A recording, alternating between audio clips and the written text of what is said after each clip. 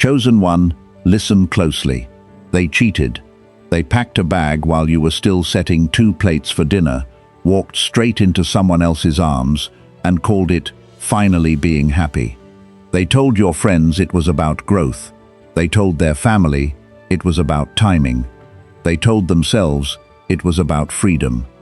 And now, months later, that same person is back in your messages at 1 in the morning, typing long paragraphs, using your old nicknames, begging you to remember who you used to be to each other.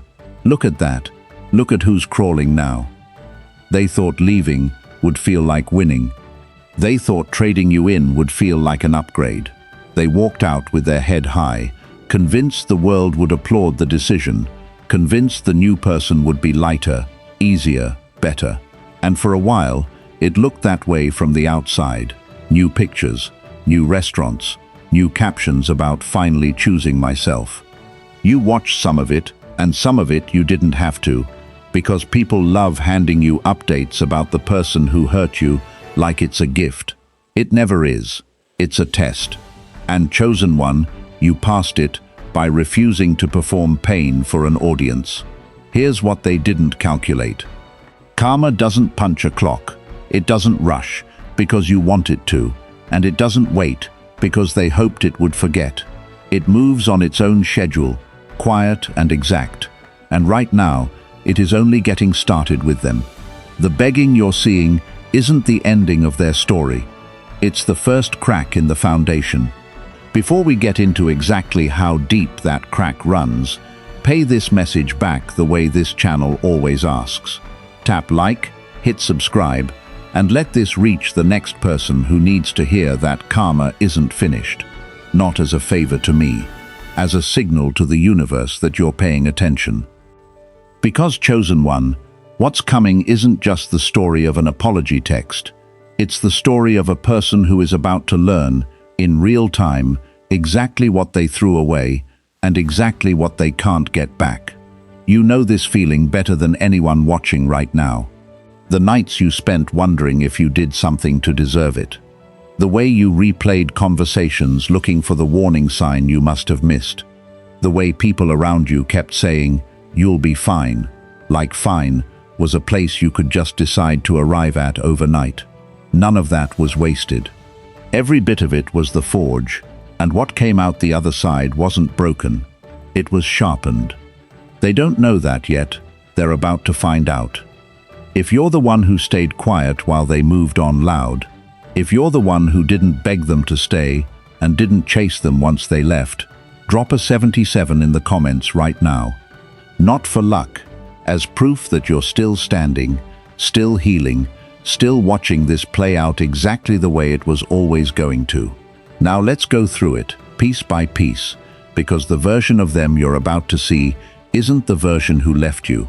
It's the version, karma, built out of the wreckage they made. Number 1. The day they walked out convinced they'd upgraded. They didn't leave with doubt on their face. They left with a plan, a phone already lighting up with someone new, and a script they'd probably rehearsed for weeks before they ever said it out loud. This isn't working for me anymore. I need something different. You'll understand eventually. They said the words like they were doing you a favor, like walking out mid-relationship, mid-commitment, mid your whole life, was some kind of gift they were generously handing you on their way out the door. Here's what they didn't understand, chosen one. You don't walk away from someone convinced you're winning unless you've already decided, deep down, that the person you're leaving doesn't count enough to grieve properly. That's not confidence. That's a script running so loud it drowns out anything decent trying to interrupt it. They weren't choosing happiness. They were choosing a distraction dressed up as happiness. And the difference between those two things is the entire reason this story ends the way it's about to end. Imagine a person standing at a fork in the road, one path familiar and steady, the other lit up with fireworks and noise. Nobody warns them the fireworks burn out in minutes. Nobody warns them that noise isn't the same as warmth. They just see the lights and run toward them, congratulating themselves the whole way for being brave enough to leave the quiet path behind. That's what they did. They ran toward the noise and called it courage. You, meanwhile, stood exactly where you were, and that stillness confused them more than any scene you could have made. They expected tears they could point to later as proof you never deserved better. They expected a fight they could win by simply walking away from it. They expected you to shrink, to plead, to ask what you'd done wrong, because in their mind, that's how the story was supposed to go. Instead, you let them leave. You didn't chase the car down the driveway. You didn't blow up their phone. You closed the door, and in that single quiet motion, you took away the only thing they actually wanted from the exit: an audience. They told the new person a story about you. They probably still do. A story where you were the problem, where leaving was inevitable, where they finally escaped something exhausting. That story works fine in the beginning, chosen one, because a new relationship runs entirely on manufactured energy, on the thrill of being someone's exciting decision instead of someone's comfortable habit. But manufactured energy has an expiration date, and nobody ever tells the person living off it exactly when that date arrives. It just arrives, quietly, the same way every fire eventually needs more than the first spark to keep burning. What they never accounted for is this: the version of you they left behind didn't stay behind. You didn't freeze in the doorway they walked out of. You moved. You built. You changed rooms in your own life, while they were busy decorating someone else's apartment with borrowed confidence. And every day that passes without you reacting, without you confirming the story they told themselves, is a day that story gets a little harder for them to believe. They thought they upgraded. What they actually did was trade a foundation for a firework display, and fireworks only look impressive in the dark. Wait until the sky clears. That's when they'll see exactly what they were standing on. And here's the part that will sting the longest, chosen one, even if they never admit it to a single soul. Upgrades are supposed to make life easier. That's the entire promise behind the word. Newer, better, smoother, less effort required to maintain. But nothing about what came next has felt easier for them. If anything, it's required more performing, more explaining, more convincing themselves out loud that the decision made sense, because a real upgrade doesn't need constant reassurance to still feel true 6 months later. You don't hear people defending a good decision on repeat. You only hear people defending the ones they're starting to doubt. Number 2. The silence you gave back that they never expected. Here's what they were counting on, chosen one, without ever admitting it out loud. They were counting on your reaction.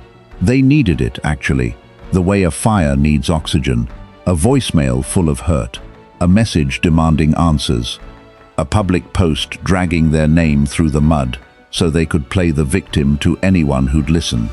That reaction was supposed to be the proof, the confirmation that leaving was the right call, that you were exactly as unstable, as needy, as difficult as the story they'd already started telling. You didn't give it to them. You went quiet.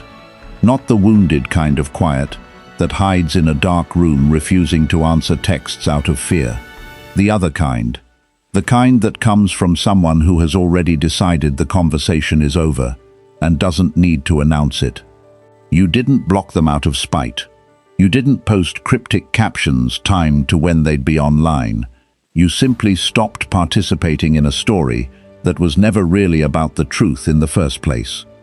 Imagine someone throwing a punch at a person who isn't standing where they expected. The fist swings through empty air, and the person throwing it stumbles, off balance, suddenly aware of how much force they put behind a hit that landed on nothing. That's what your silence did. They built an entire narrative, expecting resistance, expecting a scene they could point to, and instead, they got nothing to push against. No fight. No performance. Just distance, calm and total.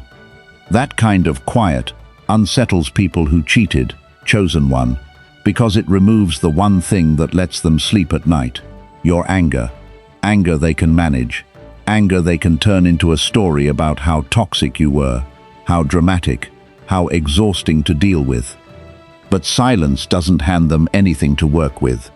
Silence just sits there, and eventually, they're the one filling the space with guesses, wondering what you're thinking, wondering if you've already moved on, wondering, somewhere underneath all that new relationship noise, if they made a mistake.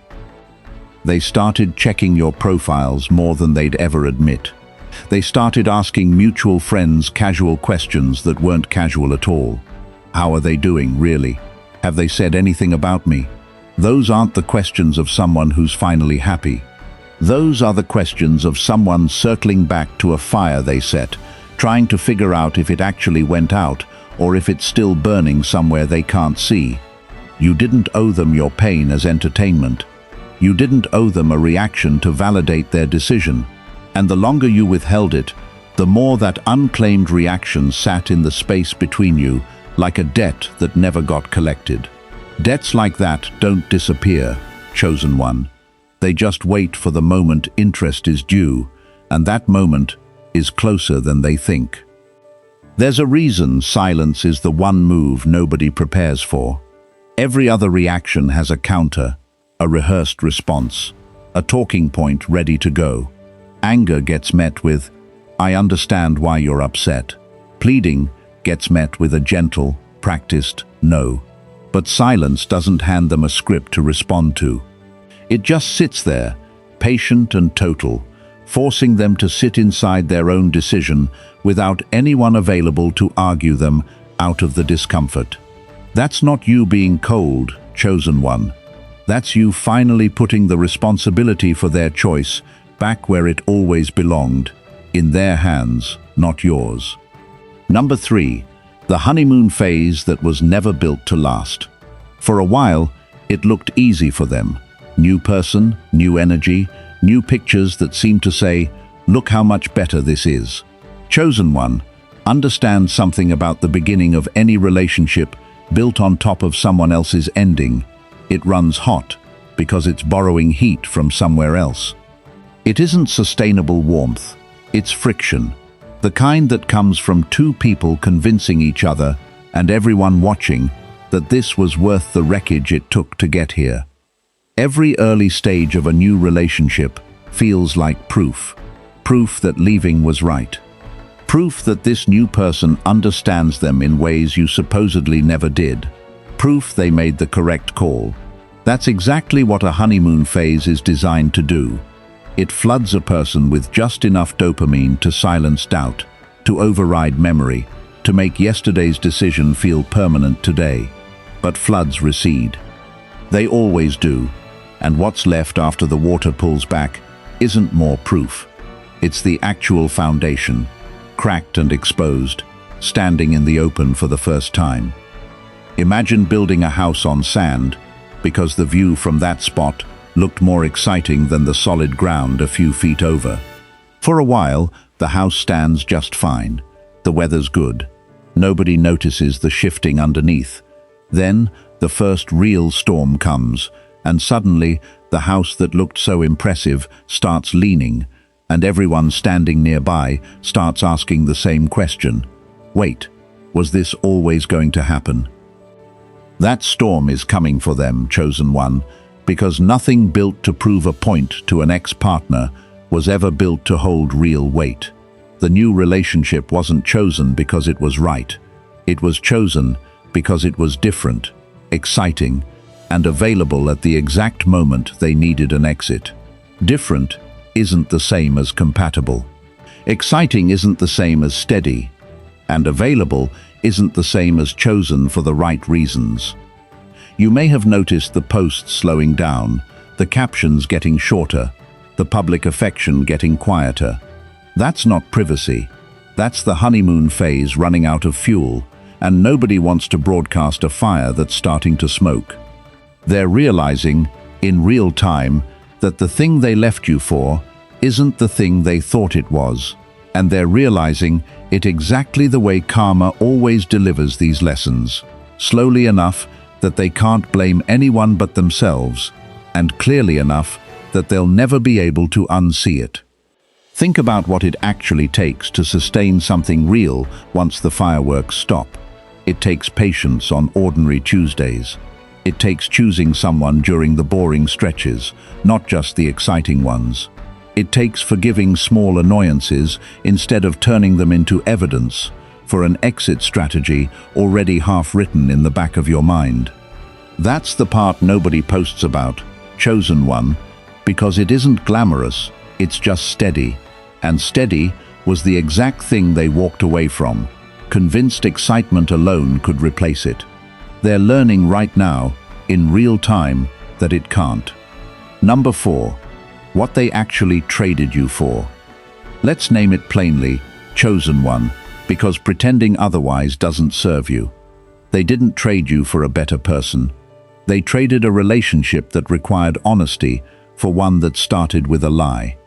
Think about that foundation for a second. Any relationship that begins with betrayal carries that betrayal in its bones.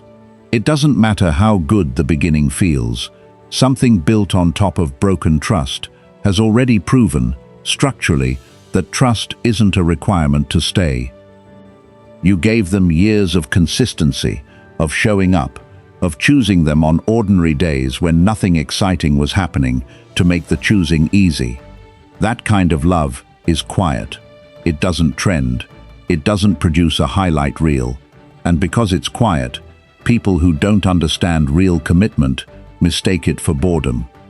They start wondering what else is out there, forgetting that out there almost always looks better, specifically because they haven't lived inside it yet.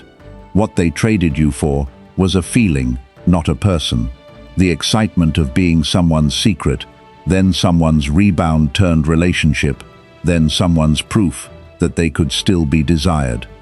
That feeling is intoxicating in the short term and completely unreliable in the long term, because feelings shift, chosen one, and people who chase feelings instead of building foundations end up rebuilding the same collapse over and over, just with different names attached to it. Picture someone trading a sturdy, well-worn pair of boots for a pair of shoes that looked flashier in the store window. The new shoes feel great walking out of the store. 3 miles in, the blisters start forming, and the person is left limping, wondering why something that looked so much better feels so much worse to actually live in. That's the trade they made. They traded something worn in and reliable for something that photographed well and nothing more.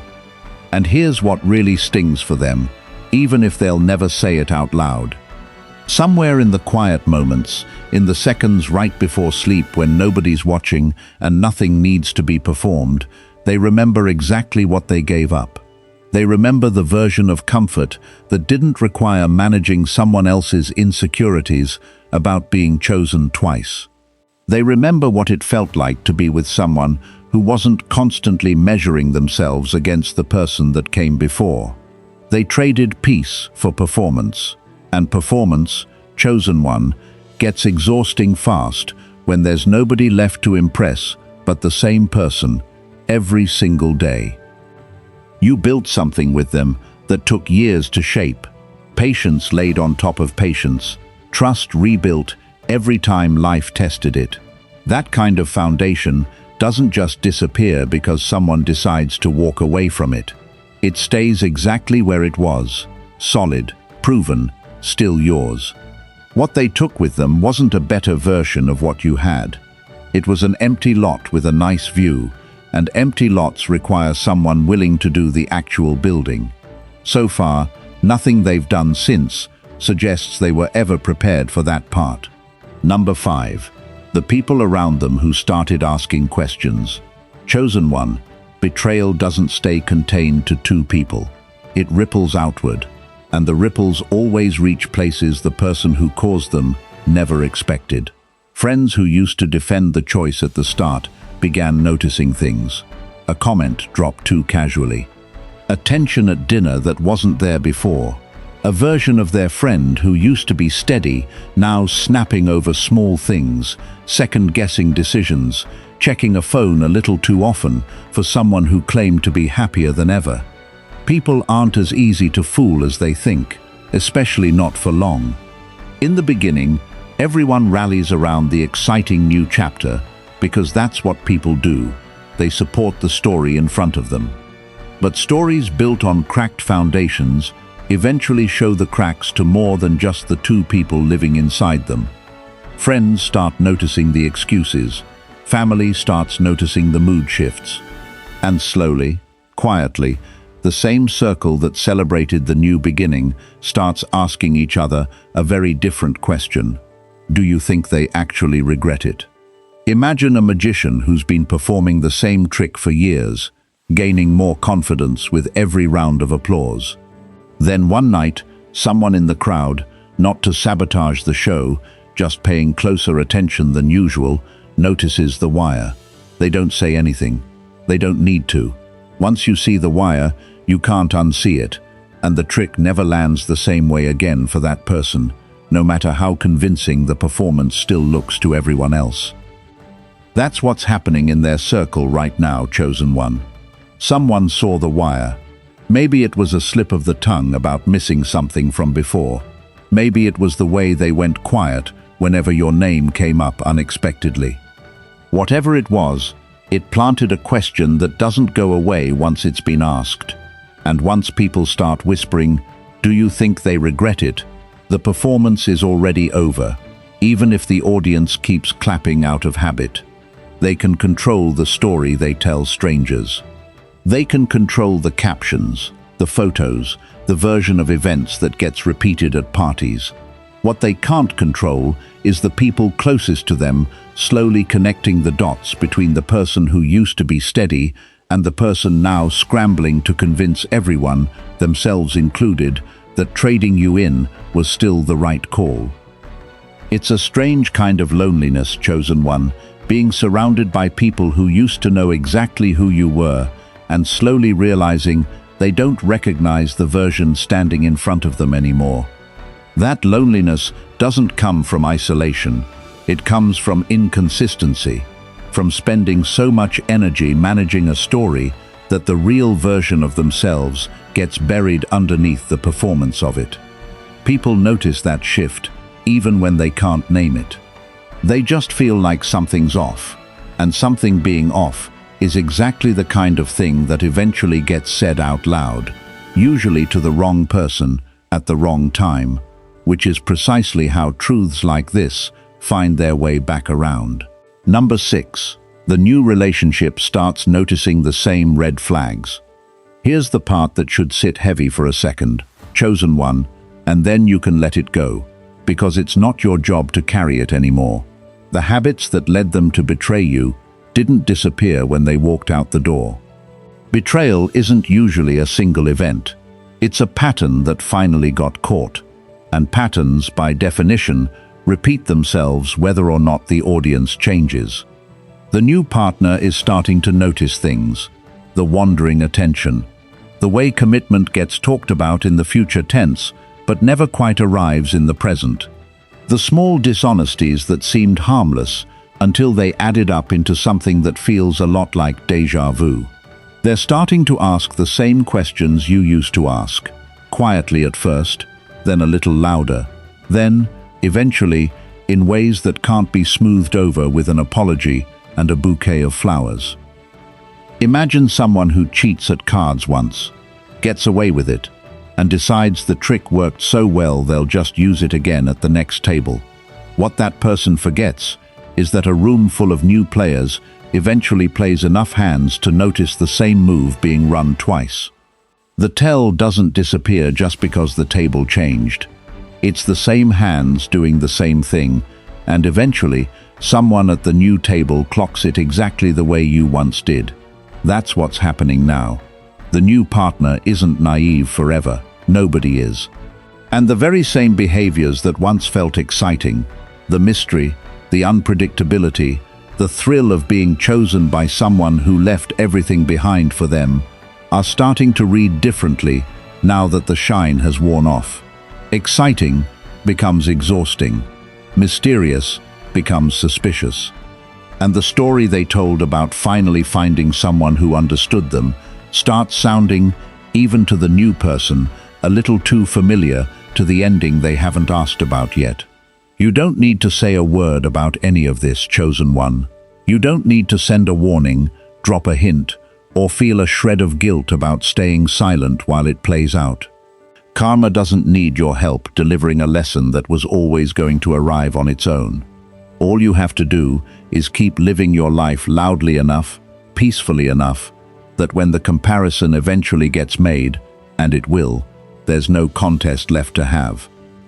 Picture two people standing side by side, one who spent years learning how to actually show up for someone, and one who is only now, for the first time, being asked to.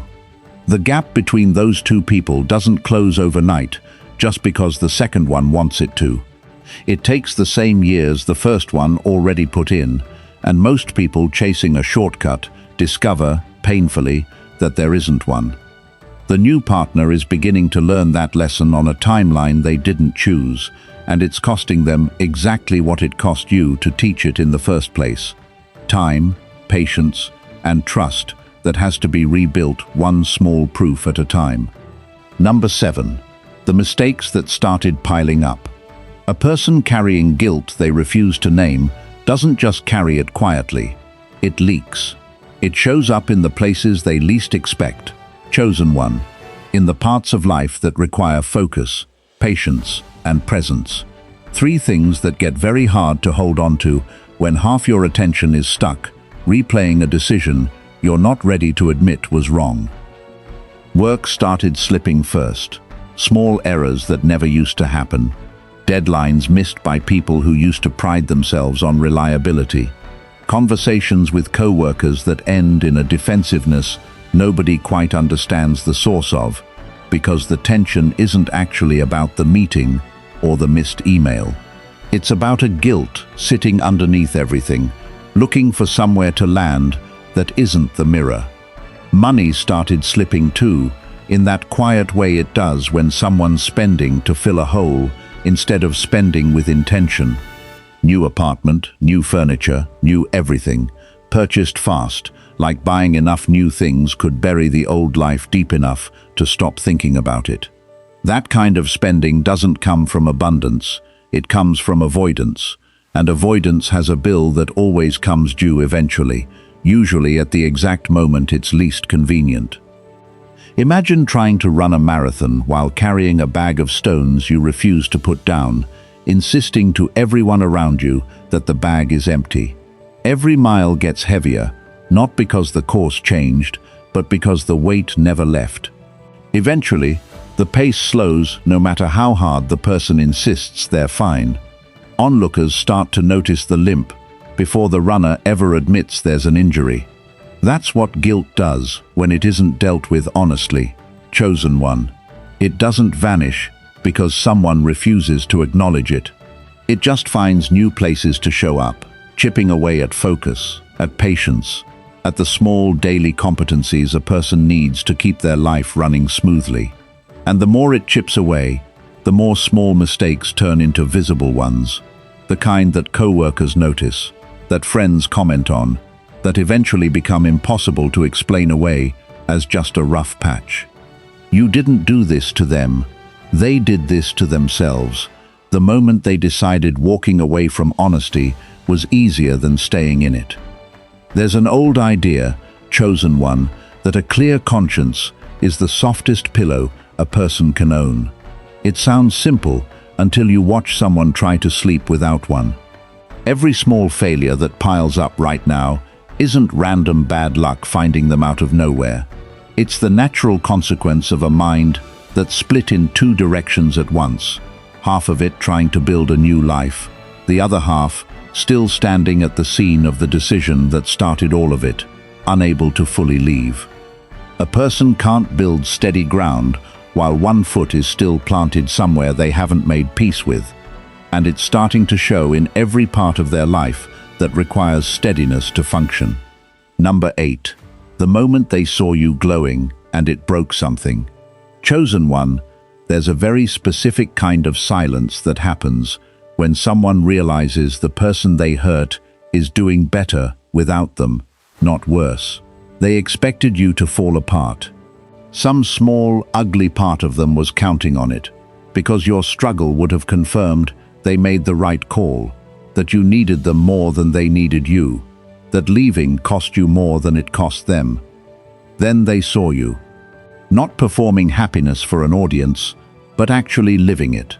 A photo where you're laughing at something real. A version of you that looks lighter, not because you're pretending, but because the weight of managing someone else's dishonesty finally left your shoulders. That kind of glow can't be faked for long, and people who know you can tell the difference between a mask and a genuine shift, the same way you can tell the difference between a staged smile and a real one.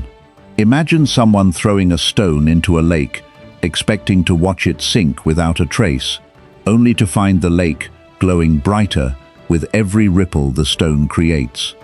That's not the reaction they were prepared for. They expected devastation. They got evidence that you didn't need them to be whole in the first place.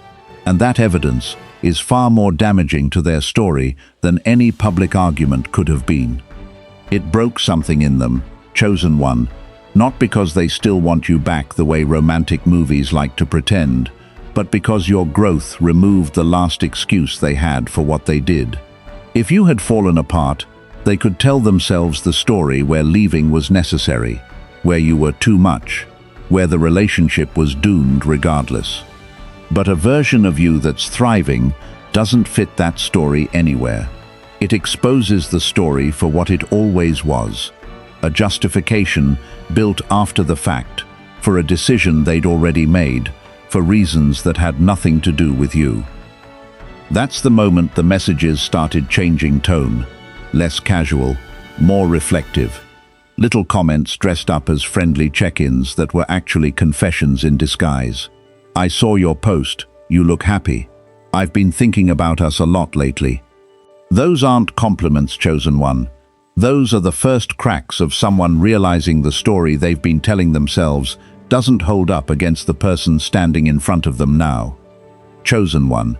This is the part that separates real growth from a performance of it. You didn't glow up to prove anything to them.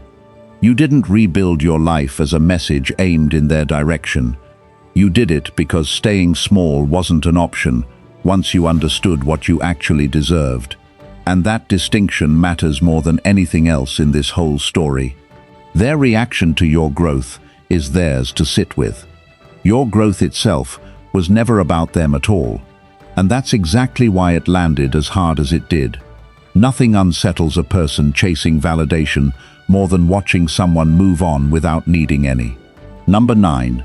The rumors that started making their way back to you. You didn't go looking for information, chosen one, and that matters, because chasing updates about someone who hurt you keeps you tethered to a story you've already closed the book on. But information has a way of finding people anyway, carried by mutual friends, old co-workers, the strange small world nature of circles that never fully separate no matter how far apart two people drift. The whispers started small. Someone mentioning the new relationship seemed off lately. Someone else noting they hadn't posted together in a while. Then, slowly, the whispers got more specific. An argument overheard at a party that got a little too loud to be private. A friend group starting to take sides, some quietly loyal, others admitting, in hushed tones, that they saw this coming from the beginning. Imagine a house with a slow leak nobody noticed for months, because the damage was happening behind the walls where nobody could see it. Then one day the paint starts bubbling, the ceiling starts staining, and suddenly the leak isn't a secret anymore, it's the only thing anyone wants to talk about. That's what's happening in their world right now. The damage was always there. It just took time to reach the surface where it couldn't be hidden anymore. You don't need to confirm any of it, chosen one, and you definitely don't need to feel anything about it beyond calm observation. This isn't your battle to fight or your story to manage. What matters is this: The same people who once celebrated the new beginning are now the same people quietly questioning whether it was ever the upgrade it was sold as. Reputation is a slow-moving current, but it always finds its way back to the people who created it, and right now, that current is heading directly toward them. Reputations built on a rewritten version of events tend to hold together only as long as nobody compares notes. But people always compare notes eventually, chosen one, especially in circles small enough that everyone eventually crosses paths with everyone else. One person hears a version, another person hears a slightly different one. Someone notices the details don't line up, and once that happens, the whole carefully constructed narrative starts to wobble under its own weight. They didn't just risk losing you when they made their choice. They risked their own credibility with everyone who's still watching how the story unfolds. Number 10. The breakup nobody saw coming, except everyone who was paying attention. It happened the way these things almost always happen. Chosen one, quietly at first, then all at once. No dramatic public announcement, no grand explanation, just an absence. No more shared photos, no more casual mentions of plans together. The kind of silence that used to be reserved for people who were simply private now reads very differently once you know what it actually means. What broke wasn't just a relationship. It was the entire story they built to justify leaving you in the first place. Without the new relationship standing as proof of concept, there's nothing left to point to except the wreckage they created to get there. No upgrade to show for it. No happier ending to hold up as evidence. Just the quiet, uncomfortable reality of a decision that cost far more than it delivered. Imagine someone who burns down a house they were unhappy living in, convinced the new house they're building will be so much better it justifies the fire. Then the new house collapses before it's even finished, and they're left standing in the wreckage of both, the one they destroyed and the one they never actually managed to build. That's exactly where they are right now, chosen one, standing between two collapsed structures with nothing solid left to stand on.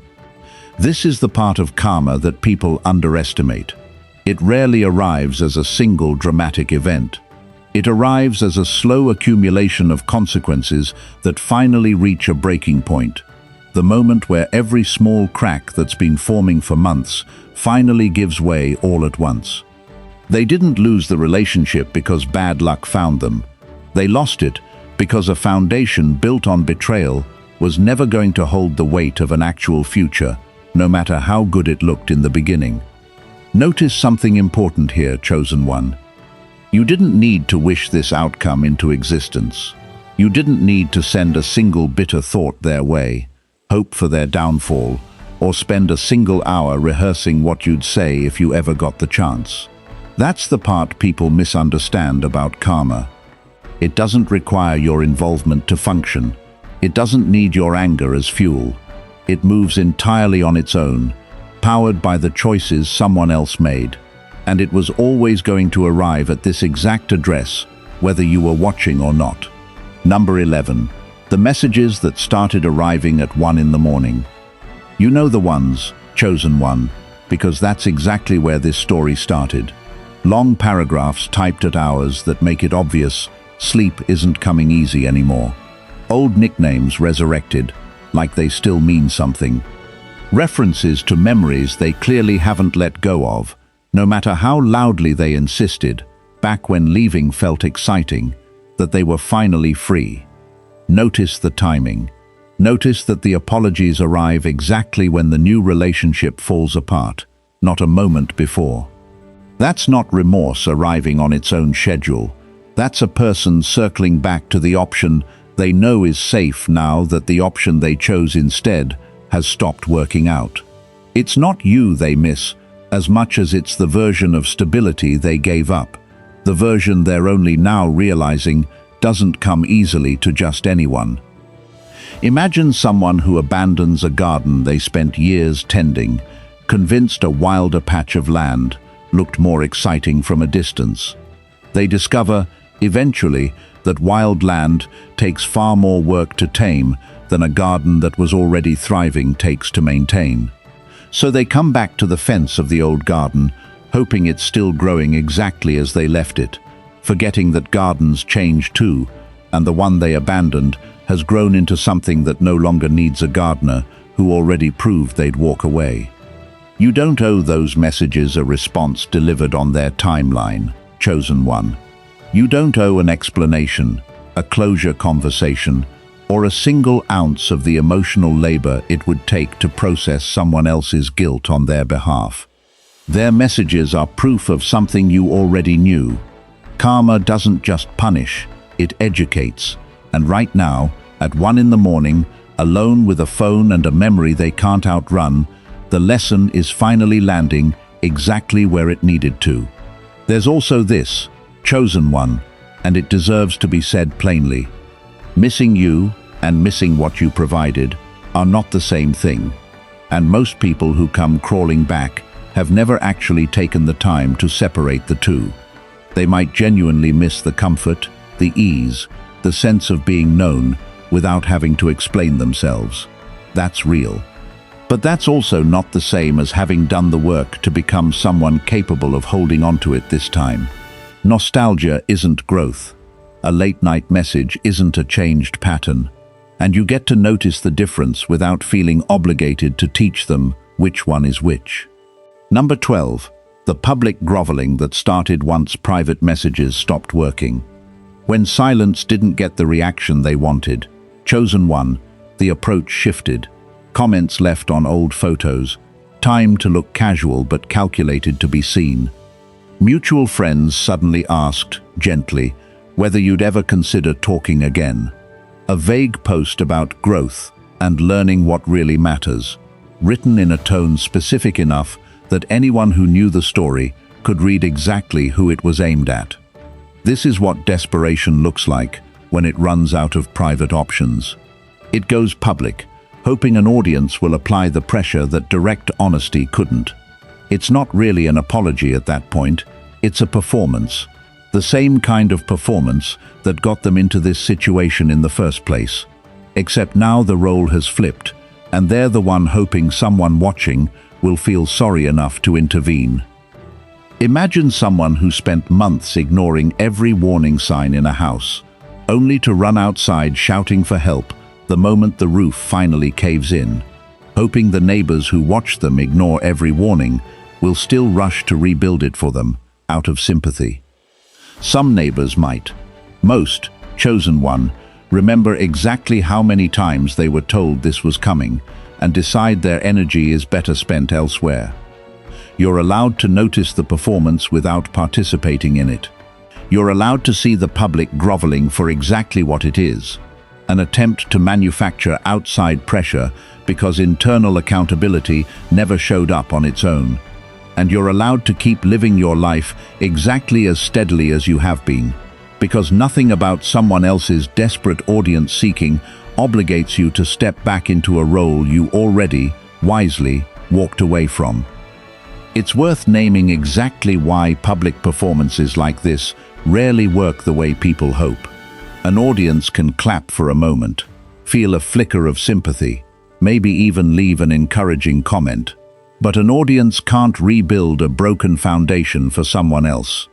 Only the person standing in the wreckage can do that. And it requires something far less glamorous than a heartfelt post. Consistency, over time, with no audience watching at all. That's the part almost nobody wants to do, because it doesn't come with applause. It just comes with quiet, unglamorous proof. The exact kind of proof they never bothered building the first time around. Number 13. Why coming back was never actually a real offer. Here's the truth underneath all of it, chosen one. The one they'll never say out loud, even in their most honest moment. They're not offering you a future. They're offering you a landing spot, somewhere familiar and safe to fall while they figure out what went wrong with the choice they made. That's not love returning. That's convenience wearing love's old clothes, hoping you won't notice the fit is different now. Real remorse doesn't arrive only after every other option collapses. Real remorse shows up regardless of outcome, whether the new relationship thrived or failed, because real remorse is about the harm caused, not the consequences that followed. What you're being offered isn't that. What you're being offered is a person who ran out of better options and remembered, conveniently, that you were the reliable one all along. Imagine someone who sells a house in a rush, certain a better deal is waiting just around the corner, only to watch the market shift and realize the new deal never materializes the way they expected. So they call the old buyer back, hoping to undo the sale, not because they suddenly value what the house actually was, but because nothing else worked out the way the fireworks promised. That's not sentiment, that's damage control. You don't have to accept a landing spot role in someone else's unfinished story, chosen one. You've already built your own story past the point where they left it. Going backward wouldn't be a reunion. It would be a demotion, trading the life you built in their absence for a seat back at a table they only remembered existed once every other seat filled up. And here's the honest question worth sitting with, chosen one, not to torture yourself with it, but to close the door on it for good. If the new relationship had worked, if the fireworks had somehow turned into something lasting, would you still be getting these messages right now? You already know the answer.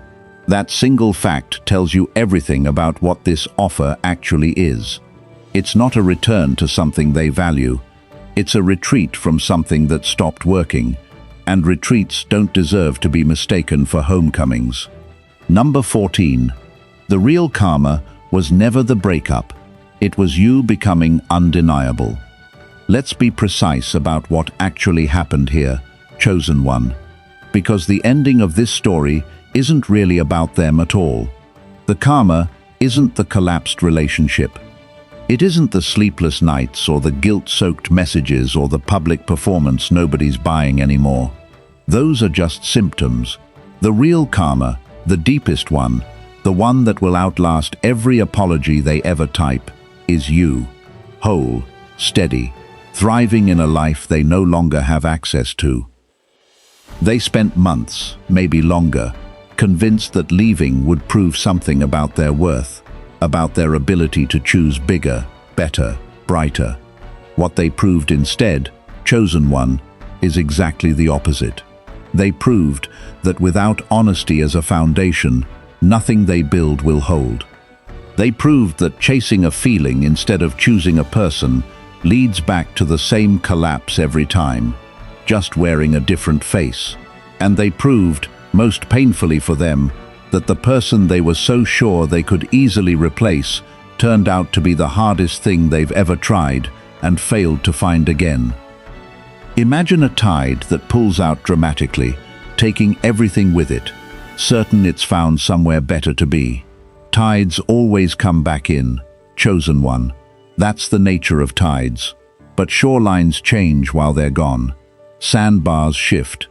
What used to be familiar coastline sometimes isn't there to return to anymore, not because the water didn't come back, but because everything it left behind kept moving forward without it. That's you now, moving forward, not waiting on a returning tide, not keeping a space open for a version of them that only shows up once every other option is exhausted. You are the undeniable part of this story. The part that doesn't need their apology to feel complete. The part that was never actually broken, no matter how convincingly they told themselves otherwise. They wanted to see you fall apart, to justify the decision. Instead, they got to watch you rise, quietly, completely, without needing a single thing from them to do it. Number 15.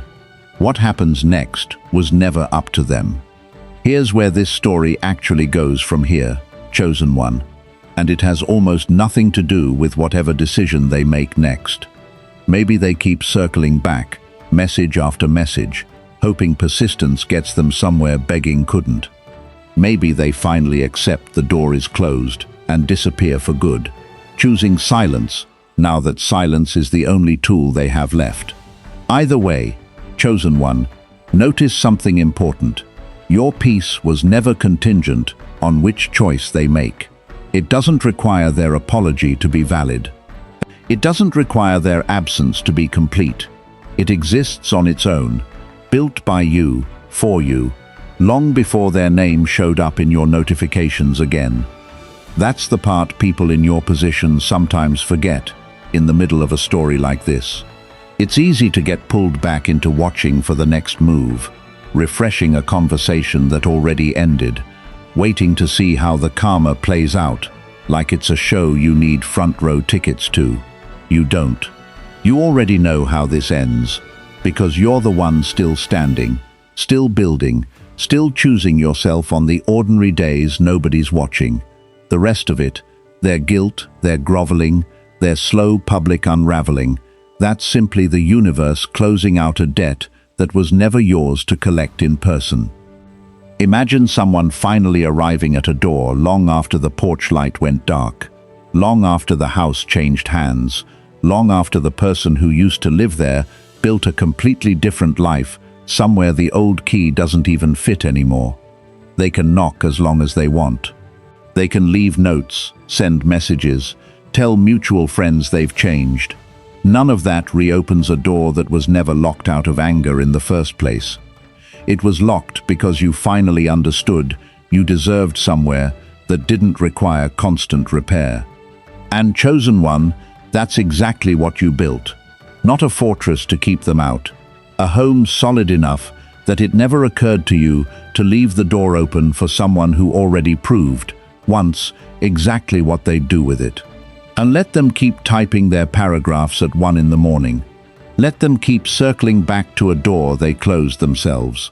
Karma isn't finished with them, chosen one, but it was never going to need your help finishing the job.